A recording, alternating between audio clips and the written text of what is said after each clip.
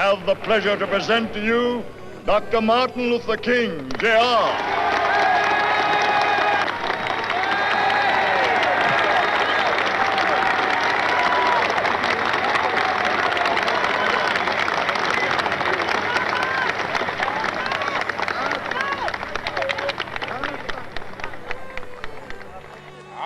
Happy to join with you today in what will go down in history as the greatest demonstration for freedom in the history of our nation.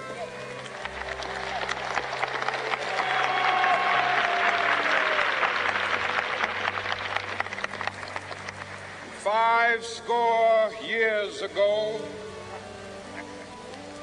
a great American in whose symbolic shadow we stand today signed the Emancipation Proclamation. This momentous decree came as a great beacon light of hope to millions of Negro slaves who had been seared in the flames of withering injustice. It came as a joyous daybreak to end the long night of their captivity. But 100 years later, the Negro still is not free. 100 years later, the life of the Negro is still sadly crippled by the manacles of segregation and the chains of discrimination. 100 years later, the Negro lives on a lonely island of poverty in the midst of a vast ocean of material prosperity. This nation will rise up and live out the true meaning of its creed. We hold these truths to be self-evident, that all men are created equal.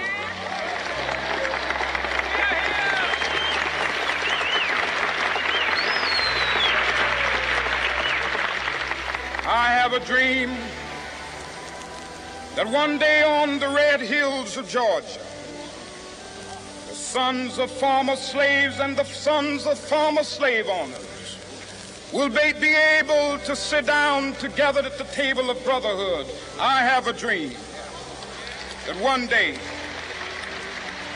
even the state of Mississippi, a state sweltering with the heat of injustice, sweltering with the heat of oppression, will be transformed into an oasis of freedom and justice. I have a dream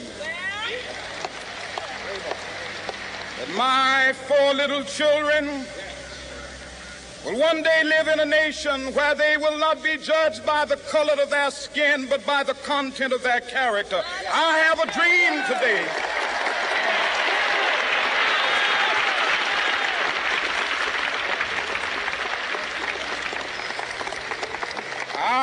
a dream that one day down in Alabama, with its vicious racists, with its governor having his lips dripping with the words of interposition and nullification, one day right there in Alabama, little black boys and black girls will be able to join hands with little white boys and white girls as sisters and brothers. I have a dream today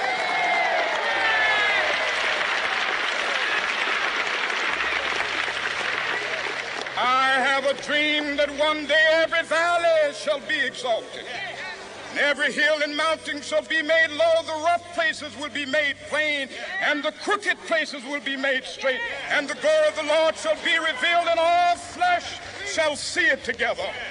This is our hope. This is a faith that I go back to the South with. With this faith, we will be able to hew out of the mountain of despair a stone of hope. With this faith, we will be able to transform the jangling discords of our nation into a beautiful symphony of brotherhood. With this faith, We will be able to work together, to pray together, to struggle together, to go to jail together, to stand up for freedom together, knowing that we will be free one day. This will be the day. This will be the day when all of God's children will be able to sing with new meaning, "My country, tears of thee. Sweet land of liberty, of thee I sing. Land where my fathers died, land of the pilgrim's pride. From every mountainside, let freedom ring. And if America is to be a great nation, this must become true. So let freedom ring. From the prodigious hilltops of New Hampshire, let freedom ring. From the mighty mountains of New York, let freedom ring. From the heightening Alleghenies of Pennsylvania, let freedom ring. From the snow-capped Rockies of Colorado, let freedom ring. From the curvaceous slopes of California. Not only that, let freedom ring from Stone Mountain of Georgia. Let freedom ring from Lookout Mountain of Tennessee. Let freedom ring from every hill and molehill of Mississippi, from every mountainside. Let freedom ring. And when this happens, when we allow freedom ring, when we let it ring from every village and every hamlet, from every state and every city, we will be able to speed up that day when all of God's children, black men and white men, Jews and Gentiles, Protestants and Catholics, will be able to join hands and sing in the words of the old Negro spiritual. Free at last, free at last. Thank God Almighty, we are free at last.